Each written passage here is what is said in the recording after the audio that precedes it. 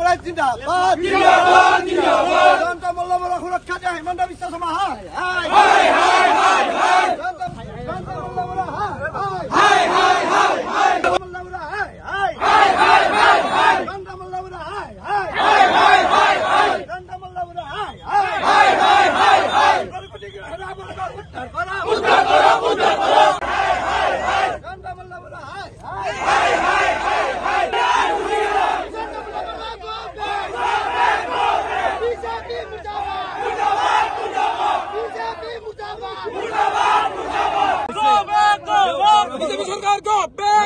যেনেদৰে সংবাদ মাধ্যমৰ ওপৰত চৰ্চা হৈছিল ৰকাব লগা বহু কথা কৈছে এতিয়া তেওঁ দেখিলে যে সংবাদ মাধ্যমৰ ওপৰত কৈ মোৰ লজে হ'ল এতিয়া মোৰ ওপৰত কৰিছে গতিকে এইটো তেওঁলোকৰ স্বভাৱে গতিকে সেইকাৰণে আমি কৈছো তেওঁ আদানী আম্বানীৰ কথা কৈছিল কিন্তু তেওঁ পাহৰি গ'ল সেইবিলাক হ'ল পুঁজিপতি আৰু ব্যৱসায়ী পুঁজিপতি আৰু ব্যৱসায়ীৰ লগত এগৰাকী যেতিয়া জনপ্ৰতিনিধিৰ কথা উল্লেখ কৰে সেইটোৱে হাঁহিয়তাৰ পাত্ৰ আৰু সেইকাৰণে তেওঁৰ দুৰ্বলতাবিলাক ঢাক খোৱাৰ কাৰণে এতিয়া মুখ টানিছে গতিকে এইটোত মোৰ একো ক'ব লগা নাই সেই বিষয়ত তেওঁলোকে জানে তেওঁলোকে কেৱল শিক্ষাৰ কথা কয় বা নীতি আদৰ্শৰ কথা কয় অসমৰ ৰাইজে জানিছেতো তেওঁলোকে কিমান নীতি আদৰ্শত আছে যদি তেওঁ নীতিত থকা মানুহে হ'লহেঁতেন তেনেহ'লে সংবাদ মাধ্যমক কেতিয়াও তেওঁ বেয়া কৰি নকলেহেঁতেন বা সংবাদ মাধ্যমৰ লগত জড়িত থকা ব্যক্তিসকলক অপমান নকৰিলেহেঁতেন গতিকে তেওঁলোকৰ ব্যক্তিগত চৰিত্ৰ তেওঁলোকে উদুঙাই দি যিটো তেওঁলোকৰ চৰিত্ৰ দেখুৱাইছে সেইটোৱে আজিৰ তাৰিখত অসমৰ সৰ্বসাধাৰণে বুজি পাইছে আৰু সেইকাৰণে তেওঁলোকৰ ওপৰত বিতুষ্ট হৈ আজি গোটেই অসমৰ ৰাইজে বিজেপিক এৰি কংগ্ৰেছক আঁকোৱালি লোৱাৰ আমি এটা নজিৰ দেখিবলৈ পাইছো আমাৰ বিশেষ আমাৰ প্ৰশ্নকেইটা হ'ল যে যি সময়ত বিজেপিয়ে সদায় কয় যে গোমাতাৰ প্ৰতি তেখেতসকলৰ বিশেষ শ্ৰদ্ধা আছে আমাৰো আছে হিন্দু ধৰ্মৰ মতে আমাৰ আজিৰ পৰা এতিয়া গৰু গতিলৈ গৰু আনি আছে সেই গৰু যেতিয়া ৰঙিয়া ষ্টেচনত নোহোৱা হৈছিল সেই গৰুকেইটা সম্পৰ্কত পদ্ম হাজৰিকাই সদনত কৈছিল গৰুকেইটা ৰঙিয়াত নোহোৱা বুলি তাৰপিছত এতিয়া কেনেকৈ ওলাইছে সেই গৰুকেইটা কৰবাত বিকা হ'ল আৰু যদি গৰুকেইটা গৰু খুঁটি প্ৰকল্পৰ কাৰণে আনিছিলে তেনেহ'লে যদি গৰু খুঁটি প্ৰকল্পলৈ আনিছিলে আধাত ক'ত হেৰাল সেই গৰুকেইটা আধাতে বিকা হ'ল তেতিয়াহ'লে কাৰ নেতৃত্বত আৰু কিয় বিকা হ'ল সেই গৰুকেইটা যদি বিকিবলৈ আনিছিল নিবিদাৰ আহ্বান কৰিছিল নেকি যদি নিবিদাৰ আহ্বান কৰা নাই তেনেহ'লে নিবিদা আহ্বান নকৰাকৈ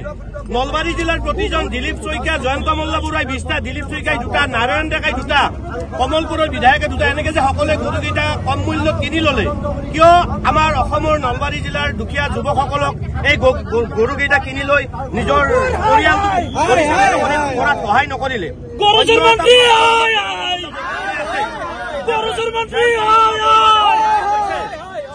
ইয়াত যিটো তেখেতৰ প্ৰকল্প এই প্ৰকল্প তেখেতে এটা আঁচনিত লৈছে যিটো আঁচনি 20টা হেৰিক দিয়া কথা আছিলে মাত্ৰ 15টাক দিব পাৰিলে ইয়াত বহুতে এপ্লাই নকৰিলে মই কম কৃষিমন্ত্ৰী সেই সময়ত অতুল বৰাই আজি ৰিজাইন দিয়া উচিত কাৰণ জয়ন্ত মল্ল বৰুৱাই উনুকিয়াই দিলে যে কৃষি বিভাগটো সম্পূৰ্ণ বিফল সফল হোৱাহেঁতেন ছাবচিডি দিয়া 20টা আঁচনি ল'বলৈ অসমত আজিও কিয় যুৱক নাই আমি দেখুৱাই দিম নলবাৰীত বহু এনেকুৱা যুৱক প্ৰজন্মৰ লৰাই গো পালন কৰি জীৱন নিৰ্বাহ কৰি আছে যিসকলক বঞ্চিত কৰা হ'ল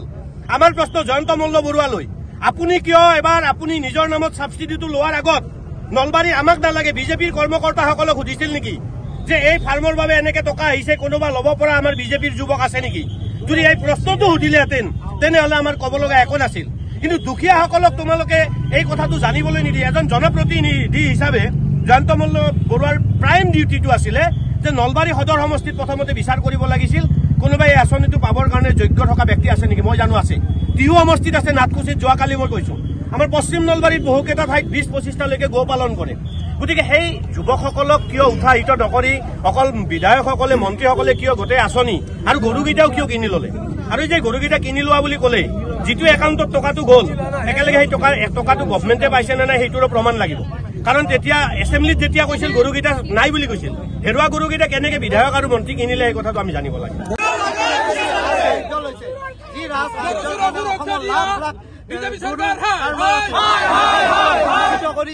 ৰাজ সাহায্য লৈছে জয়ন্ত মল্ল বৰুৱাই